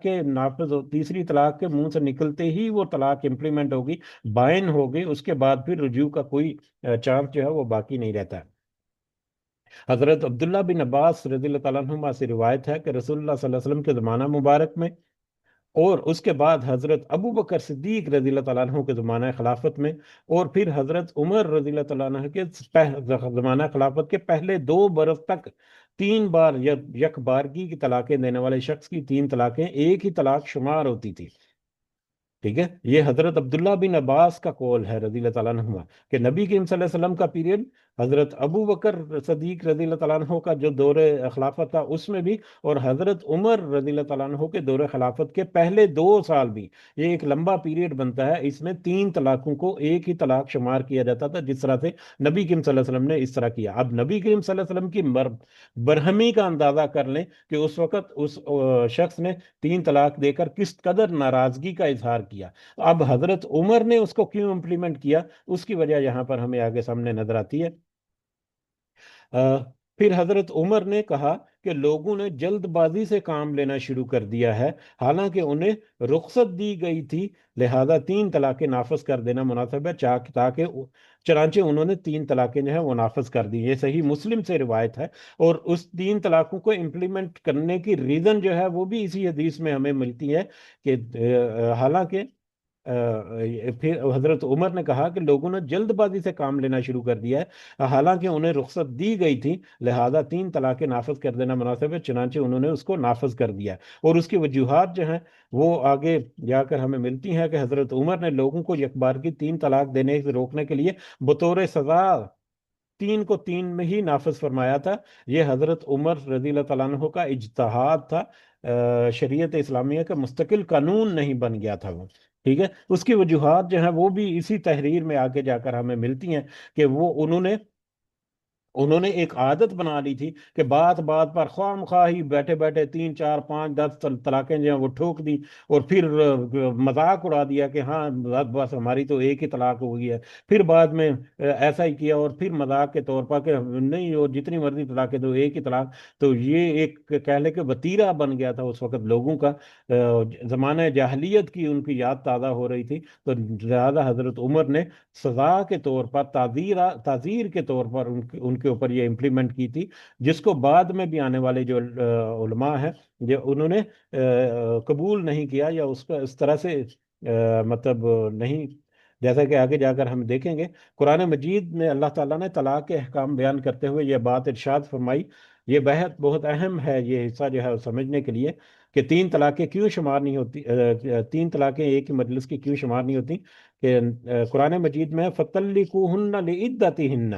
یعنی عورتوں کو ان کی عدت کے لیے طلاق دیا کرو، یعنی عورت کو طلاق دینی ہے تو ان کی عدت کی ہے، عدت کی ہے، تو ان کی عدت جو ہے وہ 3 مہینے ہے، تو لہذا 3 مہینے میں ایک سے زیادہ طلاق جو ہے وہ نہیں دی جا سکتی۔ یہ ایک دے جس کا مطلب یہ ہے کہ ایک طلاق دینے کے بعد جو عدت 3 ماہ مقرر ہے وہ پوری کرو، اور پھر دوسری طلاق دو، اس طرح سے دوسری طلاق کی عدت پوری کرنے کے بعد تیسری طلاق دو۔ جو شخص بیک وقت 3 طلاقیں دیتا ہے اس نے گویا دوسری اور تیسری طلاق کی عدت پوری کیے بغیر طلاق دے دے دی، جبکہ پہلی طلاق کے بعد رجوع یا 3 ماہ کا انتظار کرنا ضروری تھا، لہذا بیک وقت 3 طلاقیں دینے کی صورت میں پہلی طلاق تو ہو جاتی ہے، دوسری اور تیسری طلاق جو ہے وہ وقت مقررہ سے قبل دینے کی وجہ سے نافذ نہیں ہو سکتی۔ اس کی مثال بھی یہاں پر آگے دی گئی ہے کہ فجر کی نماز جو ہے، اب کوئی صبح فجر کی نماز پڑھنے کے لیے جائے اور فجر کی نماز میں ہی وہ ظہر عصر اور مغرب کی نماز جو ہے وہ ادا کر دے، تو اس صورت میں اس کی فجر کی نماز تو ہو جائے گی، لیکن ظہر اور عصر کی نماز اس نے وقت سے پہلے ادا کر دی جو کہ ممکن نہیں، تو وہ تو قبول نہیں ہوگی، وہ تو ہوگی نہیں۔ تو یہ ایک مثال جو ہے وہ آگے انہوں نے دی ہے اقبال کلانی نے۔ یہ بات یاد رہے کہ 7 اسلامی ممالک، یہ بہت اہم نقطہ ہے ہمارے، خاص کر ہمارے پاکستان اور انڈیا، پاکستان کے جو باسی ان کے لیے بھی یاد رہے کہ 7 اسلامی ممالک جن میں مصر، سوڈان، اردن، مراکش، عراق، شام اور پاکستان شامل ہے، ایک مجلس کی 3 طلاقوں کو ایک ہی طلاق شمار کرنے کا قانون نافذ ہے۔ یہ قانون نافذ جو ہے وہ جو ہمارا جو عدالتی نظام ہے، یہ اس قانون کی بات ہو رہی ہے۔ اگر ہم اپنے معاشرے میں دیکھیں تو ہمارے جو طبقہ فکر ہے یا مسالک ہیں، ان میں سے ایک بڑا مسلک جو ہے یا ایک بڑا گروہ جو ہے وہ تو 3 طلاقوں کو، ایک ہی مجلس کی 3 طلاقوں کو 3 کاؤنٹ کرتا ہے، جبکہ ایک دوسرا گروہ جو ہے وہ اس کی مخالفت کرتا ہے۔ ہمارا جو اگر جو ہمارا جو ریاستی مذہب جو ہے وہ بھی اگر کہیں تو وہ بھی وہی مسلک ہے جو 3 طلاقوں کو 3 شمار کرتا ہے ایک مجلس کی، لیکن جو قوانین ہے ہمارے ان کو اگر ہم بغور دیکھیں تو وہ ایگزیکٹلی وہی ہیں، جو ہماری کتابوں میں قوانین لکھے ہیں وہ وہی قوانین ہیں جو شرعی قوانین ہیں۔ اگر ان کو فالو کریں تو آپ کو کم از کم 9 مہینے کا پیریڈ لگتا ہے ایک طلاق لینے کے لیے، حالانکہ یہ ایک مسکنسپشن ہے۔ پہلی طلاق جو ہے وہ ختم ہو گئی، عدت ختم ہو گئی، اور اس کے بعد رجوع نہیں کیا تو اس کے بعد عورت جو ہے وہ آزاد ہے، وہ جا کے دوسرے مرد سے شادی کر لے، بلکہ سنت طریقہ یہی ہے، سنت نے یہی معین کیا ہے۔ اس سے پھر یہ ہے کہ ایک لمبے عرصے تک ایک آپشن اوپن رہتی ہے کہ اگر پہلا مرد جو ہے وہ دوبارہ سے رجوع کرنا چاہے تو 2 4 6 مہینے بعد اس عورت کے بھی ہوش ٹکانے لگ جائے 4 6 مہینے کے بعد کہ اب اس کو نیا اس طرح سے خامند اس طرح سے نہیں مل رہا، یا اس کے حالات یا اس کو محسوس ہو کہ پہلا خامند جو ہے چلو میں تھوڑا سا کمپرومائز کر لی تھی تو وہی میرے تو وہ آپ واپس لوٹ آئے، تو یہ بہت ساری آپشن جو ہے وہ اس میں اوپن رہتی ہے، لیکن ایک اسٹیپ میں پورے 3 ماہ کا اگر ہم سوری 3 ماہ اور 3 ماہ کمپلیٹ کر کے 3 طلاقیں دے دی، تو اس صورت میں تو وہ پھر جب تک وہ دوبارہ سے حلال نہیں ہوگی پہلے خاوند کے لیے تب تک کہ وہ اس کے لیے جائز نہیں ہوگا، تو وہ پھر بندھن جو ہے وہ زیادہ کمپلیکیٹڈ ہو جاتا ہے۔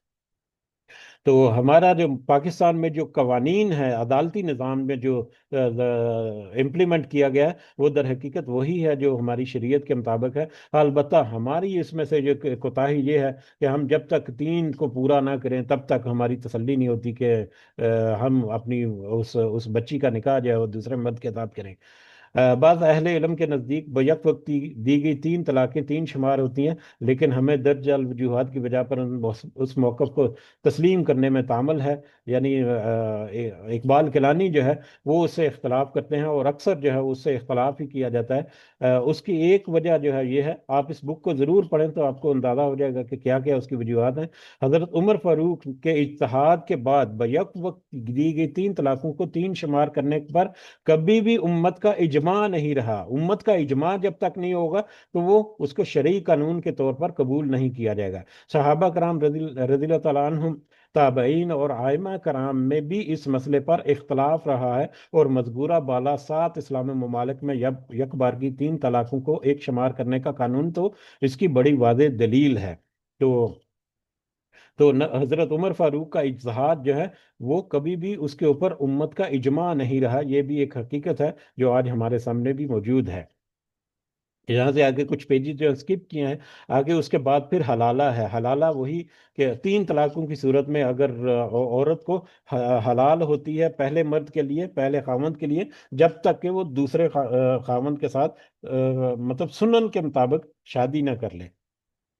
اور وہاں سے سنت کے مطابق یا تو اس کو طلاق نہ ہو جائے، یا وہاں سے اس کا خاوند جو ہے فوت ہو جائے، تو اس ایسی کچھ سچویشن میں ہو سکتا ہے۔ قرآن مجید کی سورہ بقرہ کی آیت نمبر 230 کا خلاصہ یہ ہے، یہی آیت جس کے ضمن میں ہم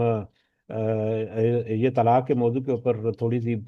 مطلب انفارمیشن لینے کی کوشش کر رہے ہیں۔ اس آیت کا خلاصہ یہ ہے کہ اگر ایک آدمی اپنی بیوی کو الگ الگ اوقات میں تین طلاقیں دے چکا ہو، تو وہ دوبارہ اس عورت سے نکاح نہیں کر سکتا، الا یہ کہ وہ عورت اپنی آزاد مرضی سے،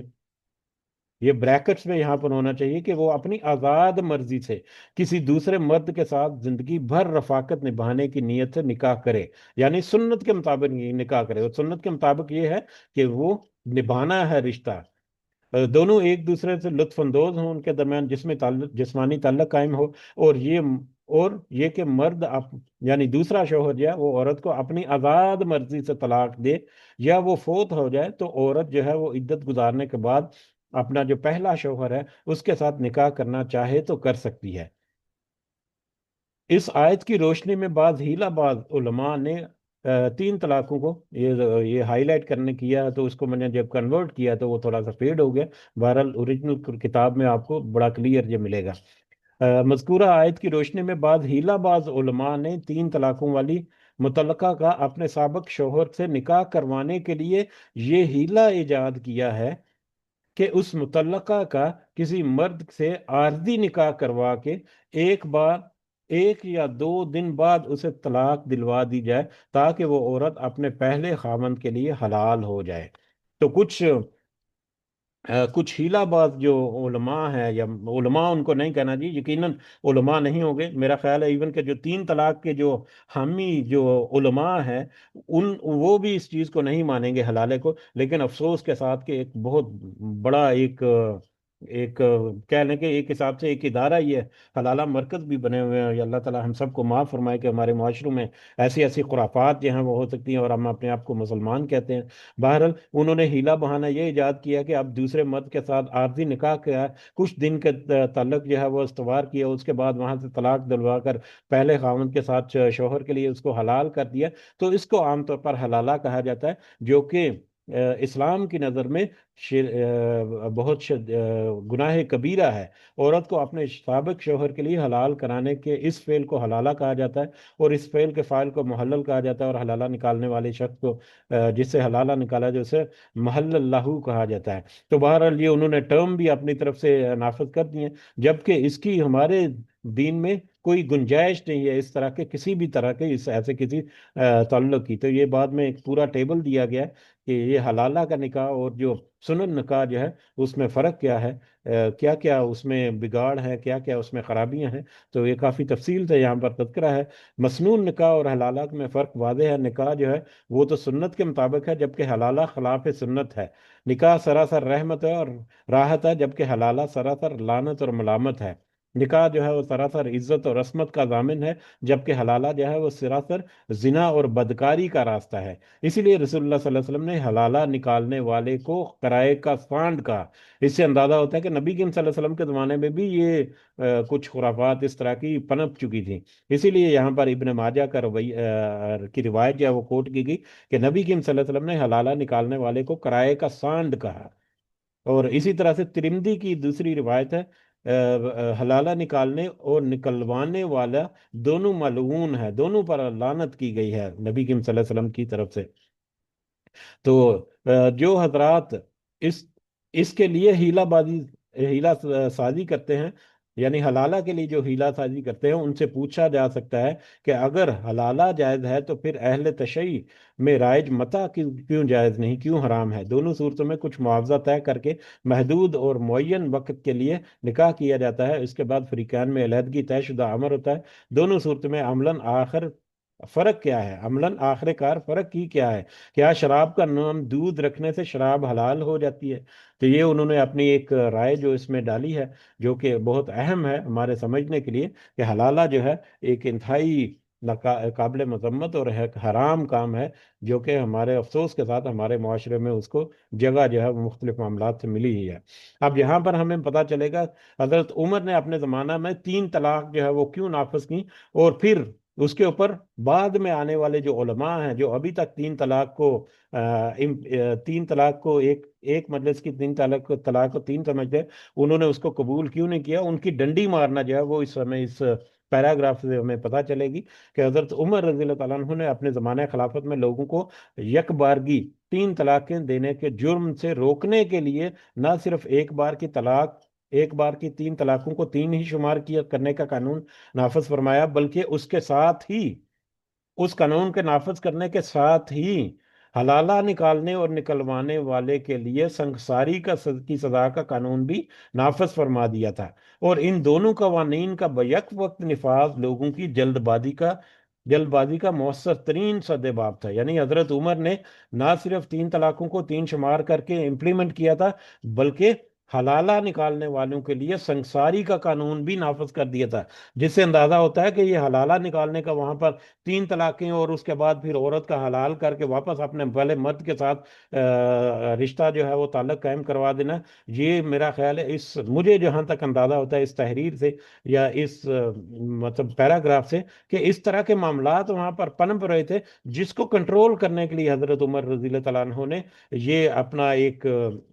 سزا کے طور پر ان کے اوپر یہ قانون جو ہے وہ نافذ کیا تھا۔ 3 طلاقیں دینے والا ایک طرف تو اپنی جلد بازی کی وجہ سے زندگی بھر ندامت کے آنسو بہاتا رہتا ہے، دوسری طرف، اور یہ اس وقت کا، دوسری طرف حلالہ کے جیسے ملعون فعل کا تصور بھی اس کے رونگٹے کھڑے کر دینے کے لیے کافی ہوتا تھا۔ یک بار کی 3 طلاق 3 بار طلاق جو ہے اس کے کبھی جرم کو ختم کرنے کے لیے اس سے زیادہ سخت اور کڑی سزا ممکن ہی نہیں تھی۔ تو حضرت عمر نے کیوں اس وقت یہ کیا، اس کی وجوہات جو ہیں وہ بہت ساری اور بھی وجوہات ہیں اس کی، جو کہ ہمارے سامنے آتی ہیں جب ہم اس کو اسٹڈی کریں تو کچھ ان بائسڈ ہو کر۔ حلالہ ایک بہت ہی افسوسناک اور المناک پہلو ہے۔ یہ 3 طلاقیں دینے کا جرم تو مرد کرتا ہی ہے، لیکن اس کی سزا عورت بھگتتی ہے۔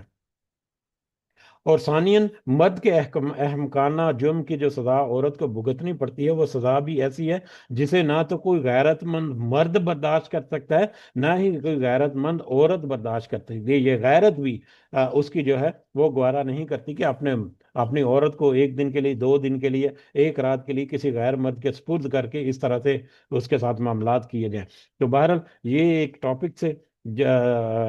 اہم نکات تھے جن کا ہم نے تذکرہ کیا طلاق کے بارے میں۔ اس کے بارے میں بہت سارے معلومات ایسی ہیں جو کہ اسٹڈی کی جا سکتی ہے، جس کو ہمارے سامنے رہنا چاہیے۔ اس کے بہت سارے اثرات جو ہیں ہمارے معاشرے میں آتے ہیں۔ طلاق کا غلط استعمال جو ہے وہ بھی ہمارے معاشرے میں، میڈیا اور ڈراموں میں طلاق کا مذاق اڑایا جاتا ہے، یہ بھی ایک سوچے سمجھے منصوبے کے تحت وہی لبرل قسم کا جو طبقہ ہے وہ اس طرح کے معاملات کرتا ہے۔ والدین کا کردار جو ہے اس کو ہمیں ضرور غور و فکر کرنا چاہیے کہ کس طرح سے والدین کا کردار ہے، کہ جلدی جلدی میں بس اپنی بیٹی کو اٹھا کر گھر لے گئے اور کوئی شریعت کا احساس نہیں کیا، نکاح سے پہلے ذہنی اور دینی تربیت ضروری ہے، جذباتی فیصلے جو ہے ان سے ہمیں تھوڑا سا بچنا چاہیے، وقتی غصے جو ہیں وہ اس میں بہت سارے ہیں۔ طلاق جو ہے وہ دو افراد نہیں، دو خاندانوں کو، بچوں کا مستقبل جو ہے، شریعت نے طلاق کو آخری حل کے طور پر دیکھا ہے، پہلا قدم نہیں ہے۔ والدین کی جذباتی جو اثر ہے وہ بھی، اور اس کے علاوہ دیگر بہت سارے ایسے معاملات ہیں جو کہ ہمیں ایک ایک موضوعات ہیں جن کے اوپر اگر ہم ڈسکس کریں تو اس طلاق کے مختلف اینگلز کو مزید ہم کھنگال سکتے ہیں، اور مزید اس کے اثرات جو ہیں ہماری سوسائٹی کے اوپر وہ ہمارے سامنے آ سکتے ہیں۔ تو بہرحال اللہ تعالیٰ سے دعا ہے کہ اللہ تعالیٰ ہمیں صبر، فہم و فراست عطا فرمائے، رشتوں کو نبھانے کی توفیق عطا فرمائے، ہر گھر میں سکون عطا فرمائے، محبت اور برکت جو ہے وہ ہمارے گھروں میں اللہ تعالیٰ عطا فرمائے، اور ہمیں ایسی کسی بھی قسم کی مشکل اور پریشانی اور آزمائش سے اللہ تعالیٰ ہمیں محفوظ رکھے۔ آمین یا رب العالمین، وما علینا الا البلاغ المبین۔ جی اگر کچھ اضافہ کرنا چاہیں تو آپ کر سکتے ہیں، جزاکم اللہ خیرا کثیرا۔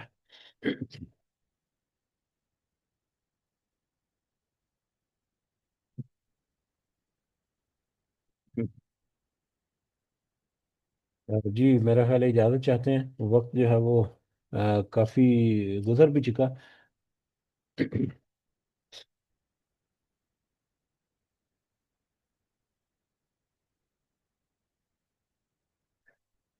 وہ سب کو دعا میں ضرور یاد رکھیں، اللہ تعالیٰ ہم سب کا حامی و ناصر ہو، ہمارے جتنے معاملات ہیں اللہ تعالیٰ اپنی خاص مدد، خاص رہنمائی، اپنا خاص فضل و کرم ہمارے اوپر رکھے۔ طلاق اور اس طرح کے دیگر معاملات میں اللہ تعالیٰ ہمیں سوچ اور سمجھ اور فہم عطا فرمائے، ہماری زندگیوں کو اللہ تعالیٰ خاص کر ہماری ازدواجی اور ہماری خاندانی جو زندگیاں ہیں اللہ تعالیٰ انہیں بہترین ایک زندگی بنائے ہمارے لیے اس دنیا کی زندگی میں۔ ہمارے درمیان ناچاکیاں جو ہیں اللہ تعالیٰ ان کو ہمیں توفیق دے کہ ہم سمجھ کر ان کے اوپر ہم قابو پا سکیں، ہمیں اللہ تعالیٰ یہ بھی توفیق دے کہ ہم اپنے معاملات کو فہم اور فراست سے نبھانے کی کوشش کریں۔ ہمارا اپنا عمل جو ہے وہی طریقے یا بگاڑ کی طرف لے جاتا ہے یا اصلاح کی طرف لے جاتا ہے، تو اللہ تعالیٰ ہمیں توفیق دے کہ ہم اصلاح کرنے والے بنے، بگاڑ کو روکنے والے اللہ تعالیٰ ہمیں بنا دے۔ آمین یا رب العالمین۔ رب ارحمہما کما ربیانی صغیرا، رب ارحمہما کما ربیانی صغیرا، رب ارحمہما کما ربیانی صغیرا، ربنا آتنا فی الدنیا حسنہ وفی الآخرۃ حسنہ وقنا عذاب النار، ربنا ظلمنا انفسنا وإن لم تغفر لنا وترحمنا لنكونن من الخاسرین، ربنا تقبل منا انك انت السميع العليم وتب علينا انك انت التواب الرحيم۔ سبحان ربك رب العزة عما يصفون وسلام على المرسلين والحمد لله رب العالمين۔ سبحانك اللهم وبحمدك أشهد أن لا إله إلا أنت أستغفرك وأتوب إليك۔ جزاكم الله خيرا كثيرا۔ السلام عليكم ورحمة الله وبركاته۔